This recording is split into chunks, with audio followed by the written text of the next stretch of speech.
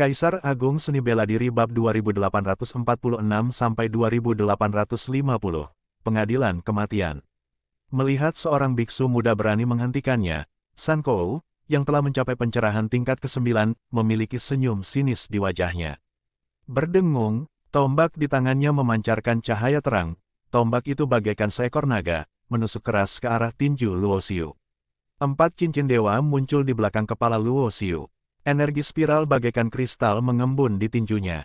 Pada saat yang sama, ada juga kekuatan menenangkan Tao yang dibangkitkan dengan memurnikan tubuh untuk menjadi senjata. Dan itu juga diberkati dalam pukulan ini. Jika kita katakan bahwa kekuatan menekan Tao dapat dianggap sebagai metode Tao, maka dapat disebut seni memurnikan tubuh hingga menjadi senjata, atau dapat juga disebut metode menekan Tao. Ini berarti pukulan Luo Xiu dapat dianggap sebagai perpaduan kekuatan dua jenis Taoisme. Ledakan, riak yang terlihat dengan mata telanjang terus menyebar dalam kehampaan. Tombak itu hancur berkeping-keping inci demi inci, berubah menjadi bubuk, dan berserakan di udara. Pada saat yang sama, teriakan melengking bergema, dan di mata semua orang yang ketakutan, Sun Kou yang telah mencapai tingkat ke-9 pencerahan Dao terbunuh hanya dengan satu pukulan. Riak energi yang dahsyat kembali tenang. Hanya sosok Luo Xiu yang melangkah mondar-mandir di udara, berjalan di kehampaan, seakan berjalan di tanah datar. Sudah kubilang, lawanmu adalah aku, tapi ada yang tidak patuh. Luo Xiu tersenyum ringan dan menatap 5 orang yang tersisa. Bunuh dia. Pria parubaya yang memimpin berteriak keras. Dan segera keempat biksu yang tersisa di sekitarnya yang berada di tahap awal pencerahan tingkat ke-9, mengeluarkan senjata magis mereka, menggunakan kekuatan magis mereka, dan menyerang Luo Xiu. Namun yang tidak disangka-sangka orang, lelaki setengah baya yang memimpin jalan itu bukannya mengambil tindakan, melainkan berbalik dan lari tanpa ragu-ragu. Pemimpin. Sialan, pemimpinnya kabur. Ketika orang-orang yang mengepung Luo Xiu melihat bahwa pemimpin paling kuat telah melarikan diri, ekspresi mereka tiba-tiba berubah. Pada saat yang sama, mereka semua menyerang Luo Xiu dan juga berencana untuk melarikan diri.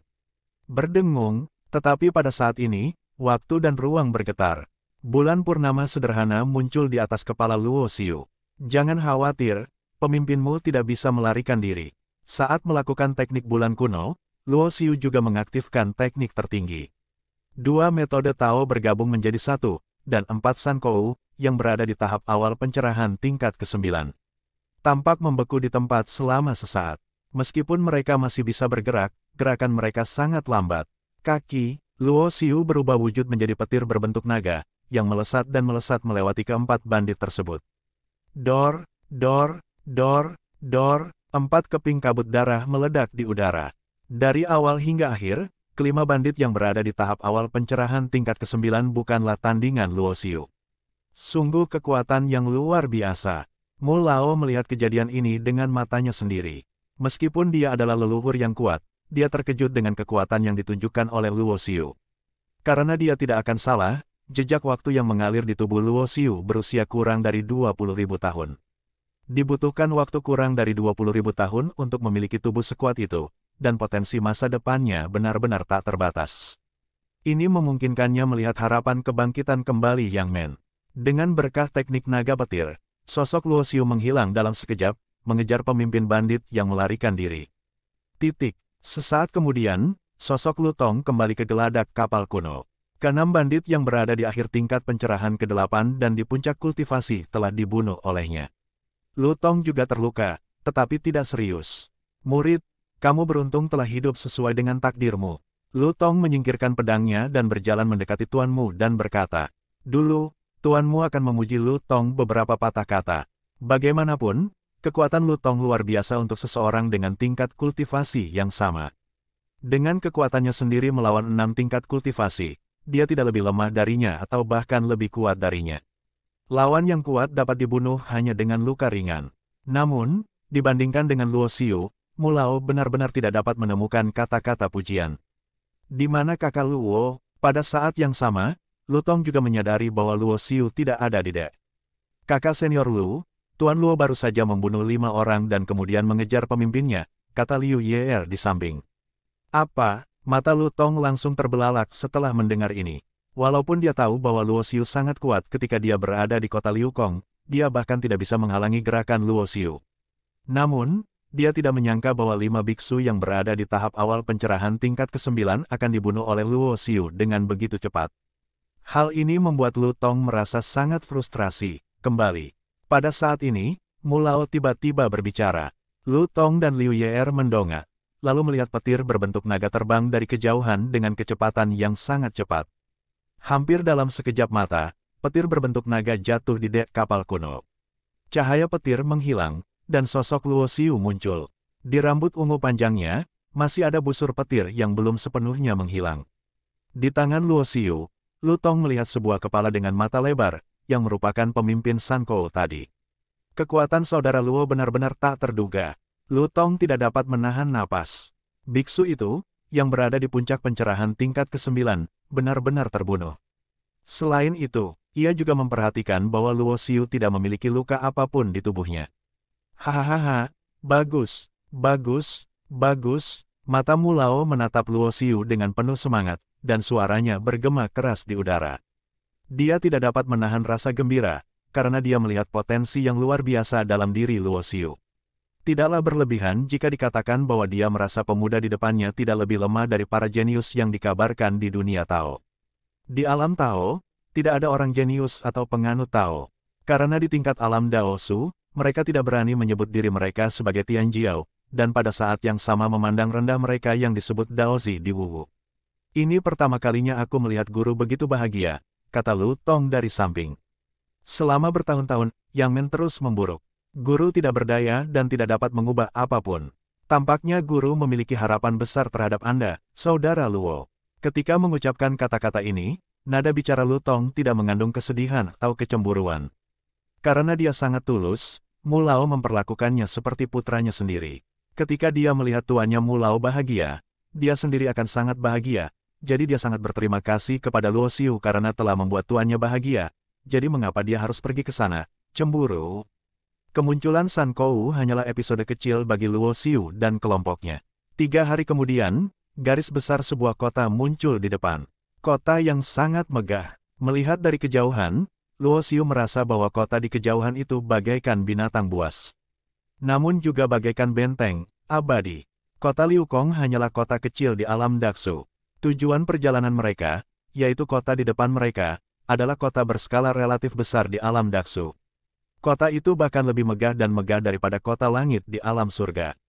Nama kota ini adalah Kota Ping An. Kedamaian dan ketenangan hampir menjadi harapan mewah bagi para biksu. Mungkin kota ini dinamai seperti ini, dan ada beberapa hal yang melatar belakanginya. Mengikuti Mu Lao, mereka berempat memasuki Kota Ping An. Tatanan di kota itu teratur, membuat warga merasa sangat damai. Namun, Luo Xiu tahu betul bahwa perdamaian yang disebut itu hanya ada di permukaan saja. Tetapi apapun yang terjadi, saat berjalan di jalan-jalan kota Ping An, dia tidak melihat perkelahian atau kekacauan. Lebih jauh lagi, kedamaian dan ketenangan yang dangkal pun merupakan hal yang diimpikan dan diharapkan oleh banyak biksu. Tidak lama kemudian rombongan itu tiba di sebuah rumah besar di kota itu. Ada penjaga di depan gerbang rumah besar itu. Ketika mereka melihat tuanmu mendekat, mereka memberi hormat dengan sangat hormat. Melihatnya dari luar, luas bangunan rumah itu tidaklah besar. Namun, di dalam rumah besar ini, terdapat batasan aturan ruang, yang memperluas ruang yang awalnya kecil menjadi ruang yang besar. Ini bukanlah cara yang sulit bagi kebanyakan biksu untuk mencapainya. Di dalam rumah besar itu, Anda dapat melihat panggung pertempuran yang tergantung di udara. Ketinggian panggung pertempuran itu tidak tinggi, tetapi sangat terbuka. Ada juga batasan pertahanan yang ditempatkan di sekitar panggung pertempuran.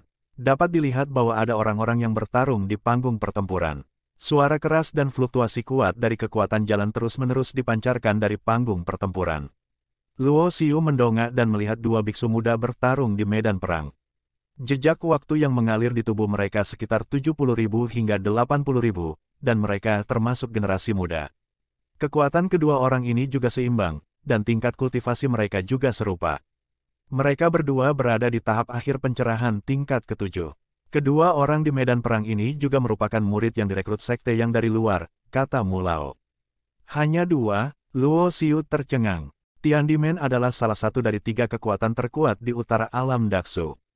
Dengan reputasi sekte langit dan bumi, jika kita ingin merekrut murid, dan standar yang ditetapkan tidak terlalu tinggi, selama kita telah berlatih tidak lebih dari 100.000 tahun dan telah mencapai tingkat pencerahan ketujuh atau lebih, saya yakin banyak biksu muda akan berbondong-bondong datang ke sana. Tetapi sebenarnya, yang membuat Luo Xiu sedikit terdiam adalah karena termasuk dia dan Liu Ye'er, dia hanya merekrut 4 murid. Namun, Luo Xiu tidak mengatakan apa-apa. Dia dapat dengan mudah menebak bahwa banyak kekuatan tahu bahwa gerbang yang dari gerbang langit dan bumi lemah. Oleh karena itu, ketika Sekte Tiandi merekrut pengikut, para pemuda yang ingin bergabung dengan Sekte Tiandi juga akan memilih bergabung dengan 3 sekte lainnya, sehingga mengabaikan sekte yang. Luo Xiu memperkirakan bahwa 2 orang yang bertarung di medan perang tidak mengetahui status klan yang di klan langit dan bumi. Kalau tidak, mereka mungkin tidak akan bergabung dengan klan yang. Mu Chun, pada saat ini, sebuah suara yang cukup tebal datang, dan kemudian Luo Xiu melihat sebuah sosok muncul di depan mereka dalam sekejap. Ini adalah seorang pria tua berjubah, berambut abu-abu, dan membawa pedang panjang di punggungnya. Ketika lelaki tua ini muncul, Luo Xiu merasakan aura yang tak terduga dari lelaki ini. Dia tidak diragukan lagi adalah lelaki kuat di atas alam leluhur. Pria kuat selevel ini tidak jarang seperti di Endless. Sejauh pengetahuan Luo Xiu, berdasarkan kekuatan Sekte Langit dan Bumi, tingkat pelindung merupakan leluhur dari tingkat pencerahan ke-10, sedangkan tingkat tetua merupakan yang terburuk dari tingkat ke-11, yang mirip dengan Sekte Bei Qingdao. Saudara Jian, Mu Chun menangkupkan kedua tangannya dan mengepalkan tinjunya dengan penuh rasa hormat. Rupanya, di dalam hatinya, dia juga sangat menghormati lelaki tua yang membawa pedang itu. Tidak perlu sungkan, apakah kamu sudah merekrut bibit unggul kali ini? Pria tua yang membawa pedang itu tersenyum tipis dan bertanya pada Mu Chun. Adapun Luo Xiu dan Liu Ye'er di samping, mereka diabaikan oleh lelaki tua yang membawa pedang. Karena jejak aura waktu pada Luo Xiu dan Liu Ye'er hanya berusia sekitar 20.000 hingga 30.000 tahun. Dengan waktu kultivasi seperti itu, bagaimana mungkin bisa memenuhi persyaratan Sekte Tiandi untuk merekrut murid? Ada nenek moyang besar yang berusia 20 hingga 30.000 tahun. Namun di alam Tao, dia belum pernah mendengarnya, dan hanya orang-orang jenius yang dikabarkan ada di alam Tao yang mampu melakukannya. Hanya ada sekitar 100 biksu di tingkat pencerahan ke-7 yang telah berlatih tidak lebih dari 100.000 tahun, bahkan di Sekte Langit dan Bumi, memiliki. Mendengar pertanyaan lelaki tua pembawa pedang itu, Mu Chun menunjuk Luo Xiu dengan penuh semangat dan berkata, teman kecil ini bernama Luo Xiu. Dia telah setuju untuk bergabung dengan Yang Men kita. Aku dapat menjamin bahwa bersamanya, semua yang lain akan menjadi jenius yang disebut dari 3 golongan yin, hidup dan mati tidak layak untuk membawa sepatunya. Berbicara tentang Luo Xiu, lelaki tua Mu Chun memberikan penilaian yang sangat tinggi, karena dia tidak mendengarnya, tetapi melihat kekuatan Luo Xiu dengan matanya sendiri. Terlalu dibesar-besarkan, orang tua yang menenteng pedang itu tak dapat menahan diri untuk tidak sedikit terkejut dengan tatapannya yang tajam. Karena dia sangat mengenal karakter Mu Chun, apa yang diucapkannya tidak akan pernah tanpa tujuan. Jadi, si kecil yang sedang kamu bicarakan pasti sangat berbakat. Orang tua yang membawa pedang itu menggelengkan kepalanya dan berkata, jika kamu hanya memiliki bakat yang bagus, akan butuh setidaknya puluhan ribu tahun untuk menjadi terkenal. Yang benar-benar kita butuhkan sekarang bukanlah murid dengan bakat tinggi, tetapi murid dengan kekuatan yang kuat. Jelas, meskipun Mu Chun sangat mengagumi Luo Xiu, lelaki tua penopang pedang itu tidak merasa bahwa dia mengagumi kekuatan Luo Xiu, tetapi hanya merasa bahwa bakatnya lah yang harus dihargai oleh Mu Chun. Hal ini membuat Mu Chun tersenyum. Saudara Jian, jika kau hanya berpikir bahwa Luo Xiu memiliki bakat yang tinggi tetapi kekuatannya buruk, maka kau salah besar. Benar sekali, Paman Master Pedang, seorang pendeta yang berada di tingkat pencerahan ke-7 bahkan tidak dapat menghalangi satupun gerakan saudara Luo. Kata Lu Tong dari samping. Tepat ketika Lu Tong mengucapkan kata-kata ini, 2 orang yang sedang bertarung di medan perang telah berhenti dan melihat seseorang datang, jadi mereka berjalan menuju ke sisi ini. Secara kebetulan, mereka mendengar apa yang dikatakan Lu Tong. Kultivasi Lu Tong berada pada tahap akhir pencerahan tingkat ke-8. Di antara para murid muda yang hadir, hanya mereka berdua yang berada pada tingkat pencerahan ke-7. Namun, Lu Tong berkata bahwa bagi seorang pria yang telah berlatih kurang dari 20.000 tahun, bahkan seorang biksu di tingkat pencerahan ke-7 tidak dapat menghalangi gerakannya. Bukankah itu berarti mereka berdua hanyalah sampah dibandingkan dengan pria berbaju hitam ini? Hal ini membuat wajah kedua pemuda yang baru bergabung dengan Yang Men tampak jelek, dan mereka begitu muram hingga hampir meneteskan air. Kakak senior Lu, kami menghormatimu sebagai kakak senior, dan tingkat kultivasimu lebih tinggi dari kami, tetapi ketika kamu mengatakan hal-hal seperti itu, kamu terlalu meremehkan kami. Salah satu anak muda berkata dengan sangat tidak senang. Ya, kakak senior Lu, kita berdua telah berlatih selama lebih dari 70.000 tahun. Bagi orang ini yang bahkan belum berusia 20.000 tahun, adalah baik bahwa dia dapat memblokir salah satu gerakan kita, tetapi Anda mengatakan bahwa kita tidak dapat memblokir salah satu gerakannya. Orang lain juga berkata tidak yakin. Hah, apa maksud pencerahan tingkat ke-7? Bahkan tingkat ke-9 pun tidak sebanding dengan Tuan Muda. Ketika Liu Yer melihat dua orang menatap Luo Xiu dengan provokatif, dia langsung ingin membela Luo Xiu. Sekarang dia bisa dikatakan sebagai penggemar kecil Luo Xiu. Dia tidak pernah menyangka bahwa dia hanyalah orang yang diselamatkan dengan baik, tetapi dia bisa menjadi begitu kuat, yang membuatnya sangat mengaguminya. Hahaha, kau baru saja membuatku tertawa terbahak-bahak. Apakah kau pikir dia bisa mengalahkan Raja Leluhur Agung tingkat ke-9? Anda tidak perlu khawatir membuat orang tertawa saat Anda mengatakan hal-hal besar. Kedua pemuda itu mencibir dengan jijik dan menatap Luo Xiu dengan provokatif. Apakah kamu berani bersaing? Orang ini yang baru berlatih kurang dari 20.000 tahun. Aku bisa memukulnya hanya dengan satu jari dan membuatnya berlutut serta memohon belas kasihan. Jelas, kedua orang ini sangat kesal, terutama apa yang dikatakan Lu Tong, yang membuat mereka merasa terhina. Oleh karena itu, ketika mereka berbicara, mereka juga penuh dengan provokasi, ejekan, dan sarkasme satu demi satu. Jangan konyol. Bahkan aku tidak sebanding dengan saudara Luo. Lu Tong mengerutkan kening. Sebenarnya, dia tidak bisa berkata apa-apa. Dia hanya mengatakan yang sebenarnya. Dia tidak menyangka bahwa kedua orang ini begitu baik, sehingga mereka benar-benar memprovokasi Luo Xiu. Bukankah ini mencari masalah untuk dirinya sendiri? Menghadapi provokasi kedua orang ini, Luo Xiu tidak marah. Lagi pula, dengan kultivasi dan kekuatannya saat ini, dia tidak bisa marah pada dua orang yang berada di tingkat pencerahan ke-7. Mu Chun dan Lu Tong tidak setuju dengan ini, karena mereka telah melihat kekuatan Luo Xiu. Akan tetapi, lelaki tua yang memanggul pedang itu tidak mengetahui hal itu, jadi dia menatap Luo Xiu dengan tatapan tajam, jadi dia tidak menghentikan provokasi kedua orang ini. Liu Yer bukanlah orang yang pandai merencanakan dan langsung mencibir. Kekuatan Tuan Luo sama sekali tidak sebanding dengan badut sepertimu. Akan lebih baik kalau dia tidak mengatakan ini. Akibatnya, ketika dia mengatakan ini, kedua murid klan yang menjadi semakin marah. Kau benar-benar mengatakan bahwa kami adalah badut. Hari ini aku akan memberitahumu, gadis, bahwa Tuan Luomu adalah badut yang sebenarnya. Seorang murid klan yang berteriak dingin, mengangkat tangannya dan menamparkan Luo Xiu. Pada saat ini, dia ingin membuktikan kemampuannya, jadi dia mengabaikan kehadiran kedua tetua itu. Dan dia juga marah. Bagaimana mungkin dia kalah dari seorang pria yang baru berlatih kurang dari 20.000 tahun? Namun, saat dia mengambil tindakan, energi agung melonjak ke depan. Luo Xiu hanya mengangkat tangannya dengan santai dan melambaikan satu lengan, dan kekuatan fisik yang mengerikan pun meledak. Ledakan, saat berikutnya, murid klan yang mengambil tindakan terlempar mundur dan jatuh puluhan meter jauhnya. Tentu saja, ini juga hasil belas kasihan Luo Xiu.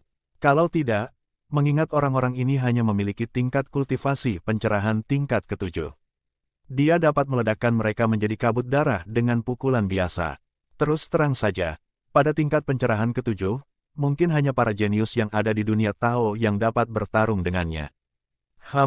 Orang tua yang membawa pedang itu melihat pemandangan ini dengan mata kepalanya sendiri, dan tiba-tiba matanya mengecil. Dengan kultivasi alam leluhurnya, dapat dilihat bahwa serangan Luo Xiu tadi sangat cepat, dan dia tidak menggunakan level kultivasinya atau menggunakan kekuatan aturan jalan. Sebaliknya, dia mengandalkan kekuatan fisik murni untuk menyerang lawan. Seorang murid klan yang terbang keluar. Kekuatan seperti itu memang luar biasa. Anak muda, tampaknya kau lebih kuat dari anak itu, Lu Tong. Meski apa yang ditunjukkan Luo Xiu hanyalah puncak gunung es, lelaki tua pembawa pedang itu masih bisa merasakan bahwa kekuatannya pasti lebih tinggi dari Lu Tong. Paman ahli pedang, apakah kakak Luo lebih kuat dariku? Aku bahkan tidak bisa menangkis satu gerakannya. Lu Tong berkata sambil tersenyum kecut dari samping. Hahaha, bagus, bagus, bagus. Orang tua yang membawa pedang itu tertawa, dan reaksinya sama persis dengan Mu Chun sebelumnya. Kakak senior Jian, kau seharusnya sudah puas sekarang, kan? Selain Luo Xiu, ada juga gadis di sebelahnya, yang juga murid klan yang kita. Anak ini adalah harta karun, dan aku serahkan padamu. Mu Chun memunggungimu, kata Pak Tua Jian. Saya akan menanganinya. Lelaki tua yang membawa pedang itu menyeringai. Wajahnya sedikit kaku. Jelaslah bahwa ia seharusnya menjadi orang yang serius pada hari kerja, tetapi saat ini ia sangat gembira, seperti anak kecil. Ikutlah denganku, mulai sekarang kau boleh memanggilku tetua pedang. Kata lelaki tua pembawa pedang itu kepada Luo Xiu. Pedang Penatua. Luo Xiu menangkupkan kedua tangannya dan memberi hormat, dan Liu Yer di sampingnya juga memberi hormat dengan hormat. Aku akan menyiapkan tempat untukmu menginap terlebih dahulu. Ikutlah denganku. Sambil berbicara, Penatua Jian memimpin jalan. Setelah Luo Xiu dan kelompoknya pergi, kedua murid sekte yang masih linglung, saling memandang. Murid klan yang lainnya melihat ke arah orang yang terhempas oleh lambaian Luo Xiu dan berkata dengan ragu, apa yang terjadi padamu tadi? Kecepatan serangan orang itu tidak terlalu cepat. Bahkan jika kamu tidak bisa menangkisnya, setidaknya kamu bisa menghindarinya. Petik 2. Bagaimana aku tahu? Aku ingin bersembunyi saat dia bertindak, tetapi aku tidak bisa. Sebaliknya, rasanya seperti aku menabrak lengannya. Ucapnya dengan senyum masam dan ketidakberdayaan. Namun, sesaat kemudian, tatapan matanya berubah serius. Orang itu memang sangat kuat. Kamu baru saja mendengarnya. Lu Tong secara pribadi mengakui bahwa dia bukanlah Luo Xiu ini, dan Lu Tong berada di tingkat pencerahan ke-8 akhir. Aku tidak menyangka status klan yang semakin memburuk dan seorang jenius yang begitu hebat dapat ditemukan. Tetua Su harus diberitahu tentang masalah ini. Benar sekali, klan yang telah merosot, dan kita tidak boleh membiarkan klan yang bangkit lagi. Percakapan antara keduanya semuanya ditransmisikan melalui kesadaran spiritual, jadi tidak akan ketahuan. Namun, mereka tidak tahu bahwa transmisi suara spiritual tidak sepenuhnya aman. Misalnya, para pendeta dengan kesadaran spiritual yang lebih kuat dapat memperoleh wawasan tentang percakapan di antara mereka jika mereka sengaja mencegatnya. Secara kebetulan, Luo Xiu dan Tetua Jian, yang telah pergi agak jauh, keduanya memiliki kemampuan seperti itu. Mu Chun, yang pergi ke arah lain, juga memiliki kemampuan ini, tetapi dia tidak memiliki pandangan ke depan, jadi dia tidak menyadarinya. Tetapi Penatua Jian dan Luo Xiu keduanya menemukannya. Dan pada saat yang sama, keduanya saling memandang. Terlalu banyak, wajah Tetua Jian tampak sangat muram. Sejak awal, aku merasa ada yang tidak beres dengan kedua orang ini, karena mereka datang kepadaku atas inisiatif mereka sendiri dan ingin bergabung dengan klan Yang. Petik 2. Aku tidak menyangka mereka adalah mata-mata dari sekte yang sama. Jenggot di dagu Elder Sword berkibar, yang menunjukkan bahwa dia sangat marah. Jika dia tidak menjaga identitasnya, dia akan membunuh kedua mata-mata itu dengan satu pedang. Kita lahir dari akar yang sama, jadi mengapa harus terburu-buru? Luo Xiu juga terdiam. Meskipun persaingan dalam sekte yang sama adalah semacam survival of the fittest, persaingan yang kejam seperti ini dapat dengan mudah merusak fondasi. Namun, Penatua Jian tidak mengatakan apa-apa, dan Luo Xiu tentu saja mengabaikannya. Kemudian, di bawah pengaturan Tetua Jian, Luo Xiu tinggal di rumah besar ini di kota Pingan. Faktanya, di kota Pingan, selain sekte Yang, faksi lain dari sekte Tiandi juga memiliki ahli tingkat tua yang datang ke sini untuk merekrut murid. Misalnya, pada saat ini, di rumah besar lain di kota Ping'an, seorang lelaki tua tengah duduk di samping danau kecil sambil memancing, dan semuanya sunyi. Tiba-tiba, sebuah sosok muncul. Berlutut dengan satu kaki penuh hormat, salam kepada Tetua Su. Orang tua yang sedang memancing itu tidak menoleh ke belakang. Wajahnya tetap tenang, dan dia berkata dengan tenang, ada apa? Saya melaporkan kepada Tetua Su bahwa Mu Chun akan kembali ke kota Pingan hari ini dan membawa kembali seseorang. Oh, orang tua Mu Chun itu tahu bahwa dia tidak dapat bersaing dengan 3 faksi kita yang lain di kota Pingan, jadi dia pergi untuk merekrut murid. Orang tua bernama Tetua Su tersenyum tipis. Tetua Mu cukup beruntung karena mampu merekrut murid-murid yang berkualitas dari tempat kecil di luar sana. Sosok yang berlutut dengan satu kaki melanjutkan, Mu Chun membawa kembali seorang pemuda yang telah berlatih selama kurang dari 20.000 tahun. Setelah mendengar ini, senyum di wajah Penatua Su langsung menghilang. Apakah Anda yakin pihak lain tidak berlatih selama lebih dari 20.000 tahun? Tidak heran Penatua Su begitu terkejut, karena dalam waktu sesingkat itu pasti bukan sesuatu yang dapat dilakukan oleh para jenius biasa untuk memenuhi kriteria Sekte Tiandi dalam merekrut pengikut. Pencerahan tingkat ketujuh yang dikultivasikan kurang dari 20.000 tahun yang lalu, belum lagi Sekte Langit dan Bumi kita, bahkan jika Anda melihat seluruh alam Tao, Anda dapat disebut sebagai seorang jenius yang belum pernah terlihat selama jutaan tahun. Penatua Su berbalik, menatap sosok yang berlutut dengan satu kaki, dan berkata dengan nada serius. Penatua Su tidak dapat menahan diri untuk tidak bersikap serius mengenai masalah ini, dan bahkan dalam hatinya, dia tidak begitu mempercayainya. Seorang jenius yang tidak muncul selama jutaan tahun. Sekarang, dia direkrut oleh Yang Men, yang secara bertahap menurun seiring terbenamnya matahari di balik pegunungan. Bagaimana ini mungkin, jika tidak ada yang lain, bahkan Kuil Tiandi, pemimpin sekte-sekte Tiandi kita, tidak memiliki seorang pun jenius yang dapat mencapai tingkat bakat ini. Kata Penatua Su, sosok yang berlutut dengan satu kaki itu dengan cepat berkata, Wang Kun mencoba menguji, tetapi disingkirkan oleh pihak lain. Murid langsung Mu Chun, Lu Tong, yang berada di akhir tingkat pencerahan ke-8, juga mengklaim bahwa dia tidak dapat menahan serangan pemuda itu. Terik, apa katamu? Kali ini, Penatua Su benar-benar terkejut. Sosoknya melintas dan menghilang tepat di tepi danau. Saat berikutnya, dia sampai pada sosok yang berlutut dengan satu kaki, dan otoritas yang kuat yang merasuki tubuhnya menyelimuti sosok yang pertama. Hal ini membuat orang yang berlutut dengan satu lutut merasa seolah-olah sedang ditekan oleh gunung besar. Apakah kamu melihat dengan mata kepalamu sendiri pemuda itu bertarung dengan Lu Tong? Penatua Su bertanya dengan suara serius, dan tatapan matanya menjadi tajam. Lagi pula, jika Anda baru berkultivasi hingga tingkat pencerahan ke-7 selama kurang dari 20.000 tahun, meskipun bakat Anda mengejutkan dan menggemparkan, akan diperlukan setidaknya 10.000 hingga 20.000 tahun lagi untuk tumbuh dewasa. Tetapi jika benar seperti yang dikatakan orang di depanku, maka pemuda itu terlalu menakutkan. Dengan kekuatannya saat ini, dia dapat mewakili klan Yang dan mengancam status dan kepentingan 3 faksi utama lainnya. Murid itu tidak melihatnya dengan matanya sendiri, tetapi Lu Tong mengatakannya sendiri, dan Mu Chun tidak menyangkalnya. Bagaimana ini bisa terjadi? Mata Penatua Su menyipit dan dia bergumam pada dirinya sendiri, Lu Tong adalah murid langsung Mu Chun.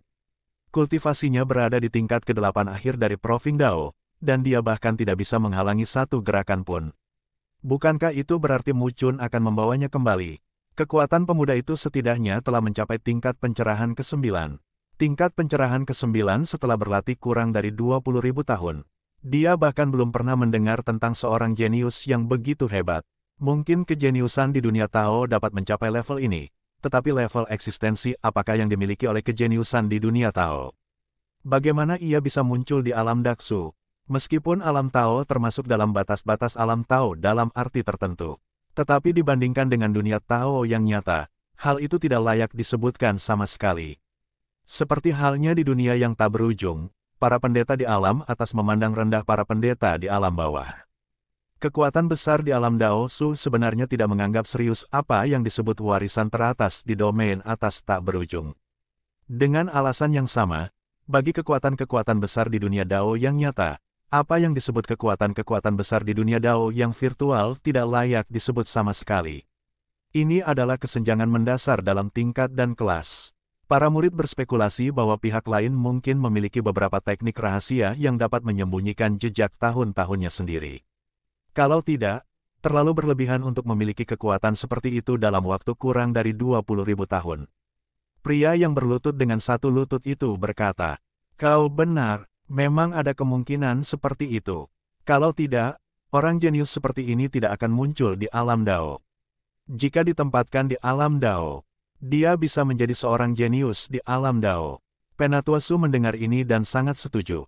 Tetapi meskipun jejak waktu itu tersembunyi, Mu Chun dan Patua Jian bukanlah orang bodoh. Mereka pasti dapat melihatnya, dan karena mereka dapat menebaknya, mereka juga akan memasukkannya ke dalam sekte yang, orang ini seharusnya tidak telah berlatih selama lebih dari 100.000 tahun. Jika tidak, bahkan jika dia diterima, itu tidak akan berarti apa-apa.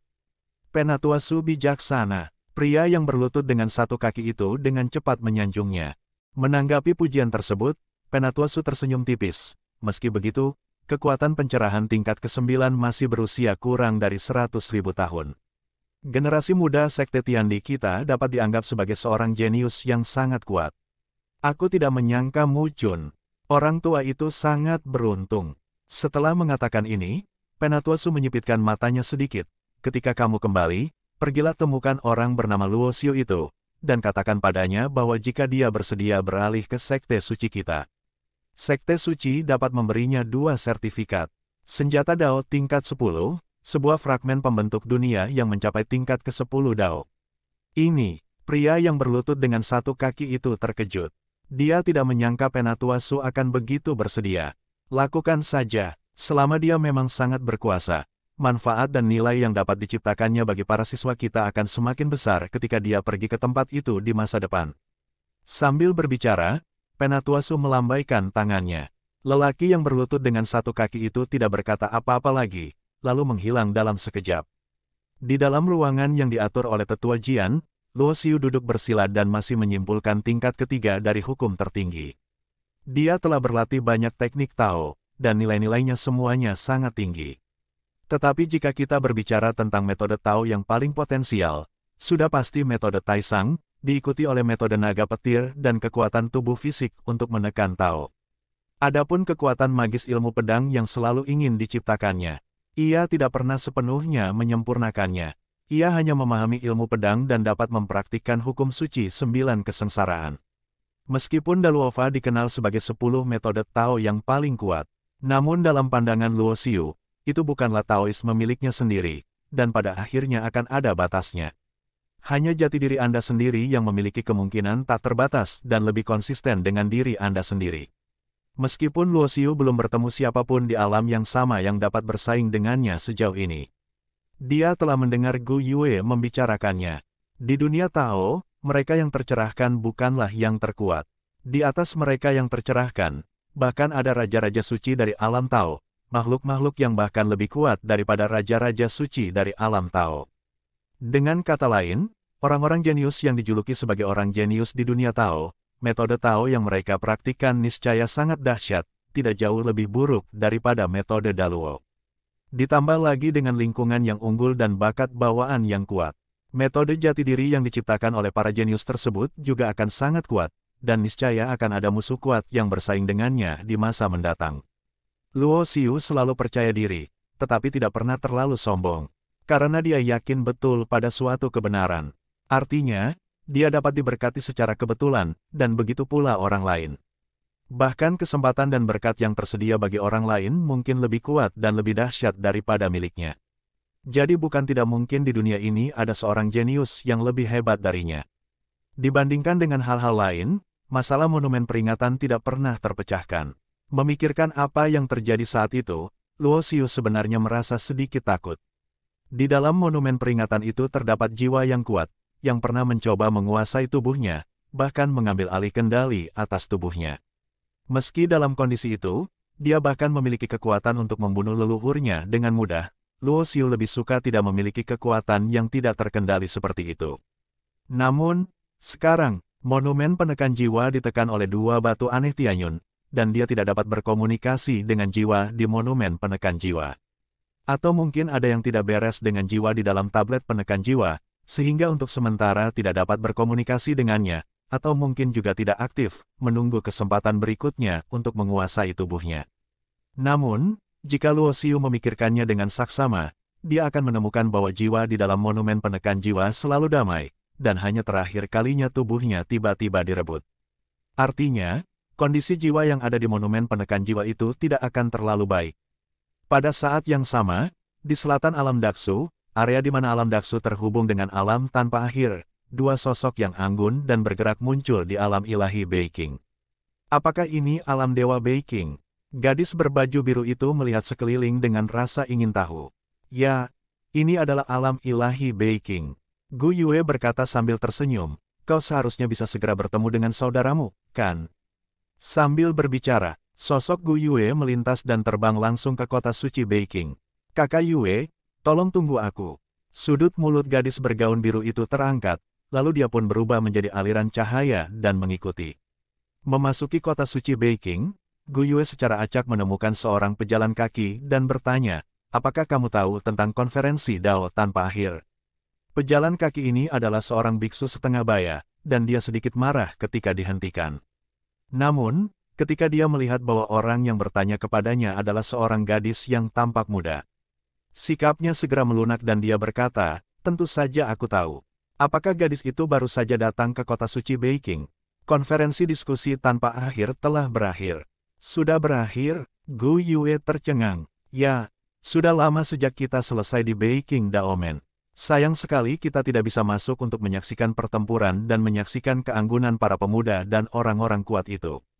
Pria parubaya itu berkata dengan sedikit penyesalan. Cepat sekali berakhirnya, lalu kemana aku harus pergi mencari saudaraku? Wajah Gu Yue tiba-tiba menunjukkan ekspresi kecewa. Saudari Yue, kita bisa pergi ke Sekte Dao Beiqing dan bertanya. Mereka seharusnya tahu di mana saudaramu berada.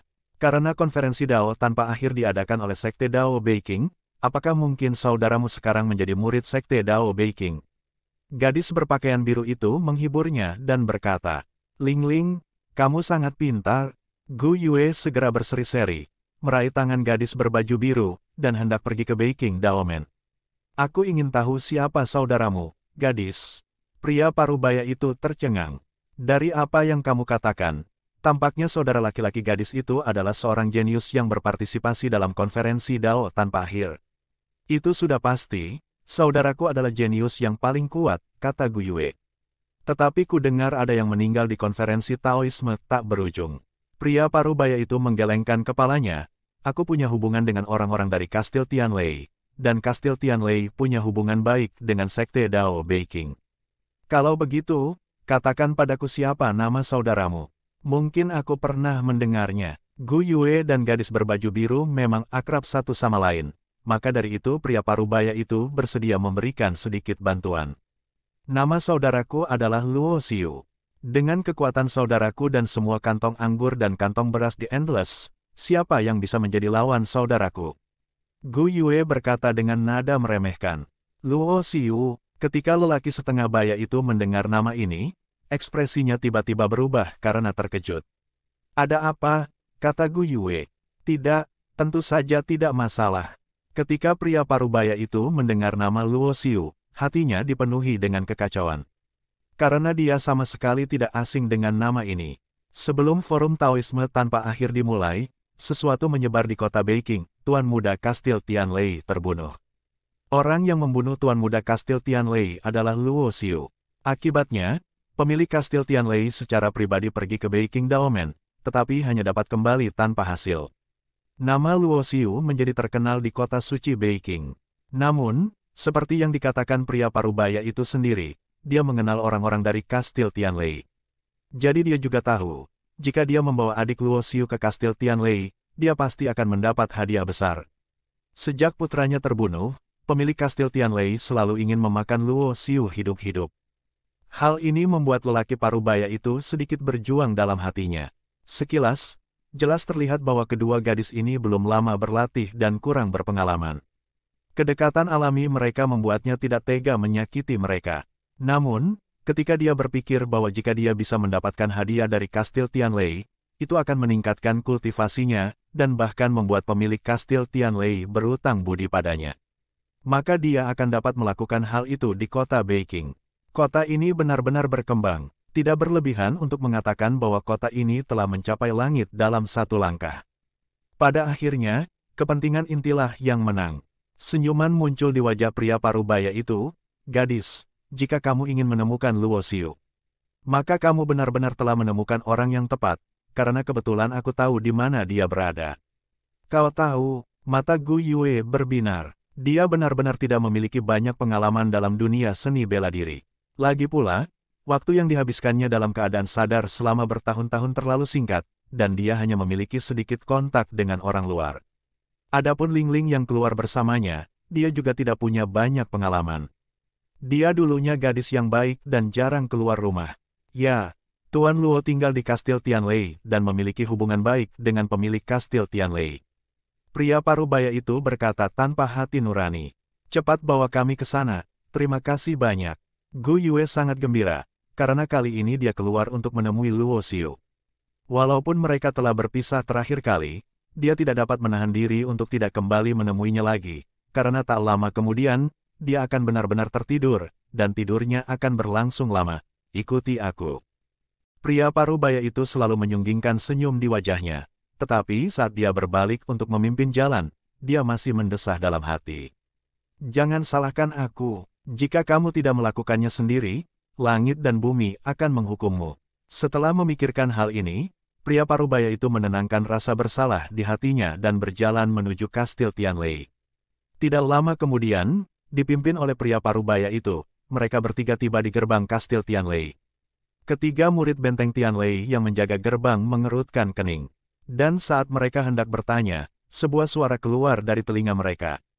Salah satu dari kedua wanita ini adalah saudara perempuan Luo Xiu. Aku memberitahu mereka bahwa Luo Xiu ada di Kastil Tianlei, jadi aku menipu mereka di sini. Jangan pamerkan kebohonganmu. Pemilik suara ini tentu saja adalah pria parubaya. Nama Luo Xiu tentu saja tidak asing bagi penduduk Kastil Tianlei, karena dialah orang yang selalu ingin dibunuh oleh pemilik Kastil Tianlei. Ini adik Tuan Luo. Pria parubaya itu melangkah maju dan berkata, silakan masuk. Murid-murid Tianlei Bao yang menjaga gerbang dengan cepat berpura-pura hormat. Aku akan memberitahu kepala istana. Mata murid lain dari Kastil Tianlei berbinar. Tentu saja dia tidak bisa melewatkan kesempatan baik ini untuk melakukan perbuatan baik, dan dia segera bergegas menuju Kastil Tianlei. Hal itu membuat wajah lelaki parubaya itu tiba-tiba menjadi gelap, karena dalam kasus ini, penghargaan itu mungkin bukan miliknya. Tepat ketika Gu Yue dan gadis berbaju biru dibawa ke aula utama Kastil Tianlei. Lei Xiongtian, penguasa Kastil Tianlei, mendapat berita itu. Adik Luo Xiu, aura yang kuat mengalir melalui tubuh Lei Xiongtian. Bagus sekali, dasar binatang kecil bernama Luo. Kalau kau membunuh anakku, aku akan membunuh adikmu. Tanpa ragu-ragu, sosok Lei Xiongtian melesat dan bergegas menuju aula utama. Pada saat ini, dia tidak punya pikiran lain dalam benaknya, kecuali membunuh semua orang yang ada hubungannya dengan Luo Xiu, hanya untuk menakuti arwah putranya di surga. Karena dia tidak akan pernah melupakan bahwa putranya menderita rasa sakit yang membakar dari roh sejati selama 77-49 hari. Dan akhirnya binasa baik secara fisik maupun mental di depan matanya. Kebencian ini hanya dapat dihapus dengan pembunuhan dan darah.